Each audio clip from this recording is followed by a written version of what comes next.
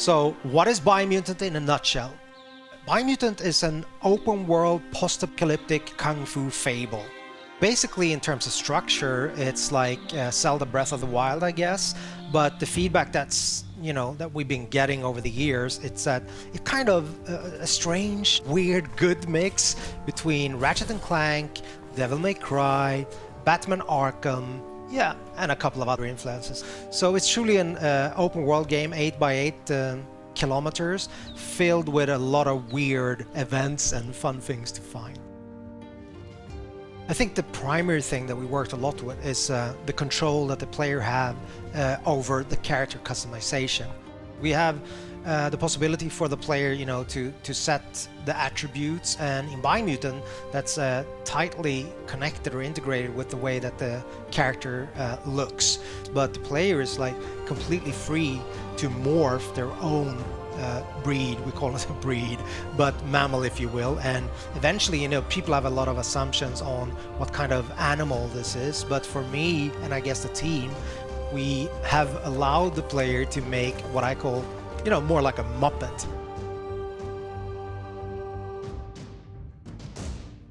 And with character customization, it goes all the way down to crafting bits onto your clothes or hats or pants or whatnot. I guess the most important thing is the arsenal of the weapons. I mean, it's an action role-playing game, right? So we're focusing on the action parts of, the role-playing aspect. Each part that you can find for weapons and gear also comes with like a material, a quality aspect, so they can be more damaged or of a higher quality material. Just mentioning that you don't have to repair, but you can actually upgrade things that are broken, but they will never diminish in terms of their material qualities, like in Zelda, for example. We don't do that. In the game, you have 6 different tribes, so they're all composed of, a leader, a Sifu, if you will, that have mastered a specific Wang Fu combat style and trained his disciples in that. So these tribes are now in conflict. Basically, there are 3 tribes that have what we call a light aura. So basically a good karma, if you will, if you want to paint it black and white. And there are 3 tribes that have like a dark aura. Eventually, at the start of the game, you will find that you have to choose an ally, so one of these 6 tribes.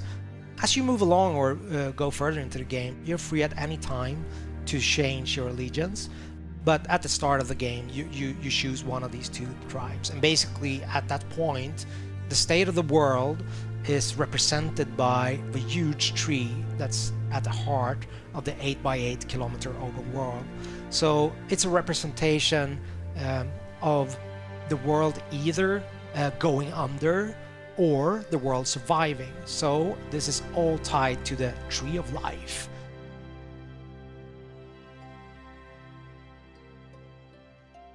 A light or a tribe, they want to save the world, so make sure that the tree survives, and also then uniting the other tribes, whilst allying with dark or a tribe would mean the opposite.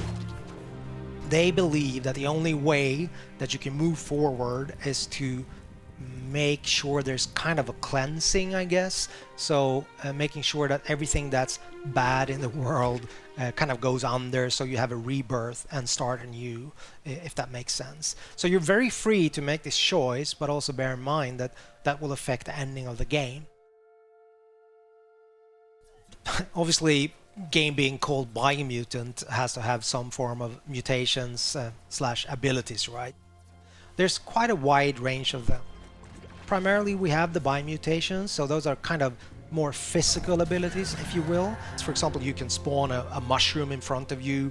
That has multiple uses, if I just use that one as an example, in terms of creative freedom for you as a player. Combining this jumping up on the mushroom with, let's say, just electricity shooting out from your fingers, like the Emperor in Star Wars, or once the character is airborne, like your enemy, just going up there, unleashing some other kind of strange abilities. I don't want to go into all of them. But the other aspect is the psi mutations. So those are more like your X-Men style abilities, if you will, like for example levitate, which again can give you both exploration opportunities, but also then you can use it in combat in conjunction with other abilities and obviously ranged combat, so that will give you an advantage, I guess.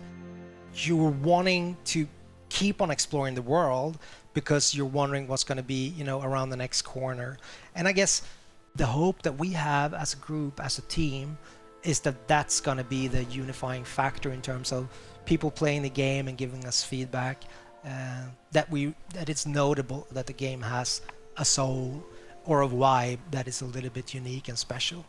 That's my highest hope for the game, I guess.